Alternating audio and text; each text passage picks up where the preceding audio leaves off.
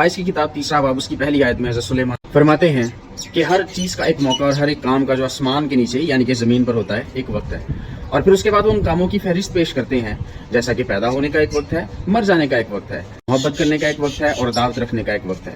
اسی طرح سے اور بھی ان تمام کاموں کی فہرست پیش کرتے ہیں جو بائی ڈیفالٹ ہر انسان کی زندگی میں ہوتے ہیں یا ہر انسان ان کو کرتا ہے۔ لیکن ایک ایسی چیز ہے جس کا ذکر حضرت سلیمان نے بالکل نہیں کیا، لیکن وہ ہر شخص کرتا ہے۔ اٹ ڈزنٹ میٹر کہ وہ کس مذہب سے، کس ملک سے تعلق رکھتا ہے، اس کا رنگ، اس کی نسل کیا ہے، it doesn't matter at all. ہر انسان وہ کام کرتا ہے۔ وہ کام پتہ ہے کیا؟ فکر۔ کہیں پر بھی انہوں نے نہیں لکھا کہ فکر کرنے کا ایک وقت ہے، فکر کرنے سے باز رہنے کا بھی ایک وقت ہے۔ جانتے ہیں کیوں؟ کیونکہ فکر کرنا ہمارا کام نہیں، فکر کرنا خدا کا کام ہے۔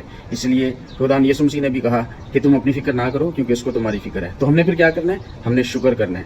ہم نے ہر حالت میں اس کی شکر گزاری کرنی ہے، اور اسی سے خدا بھی خوش ہوتا ہے کہ ہم اس کی شکر گزاری کریں۔ تو ہم نے فکر نہیں کرنی، شکر کرنا ہے۔ اور اس چینل کو بھی سبسکرائب کریں، اور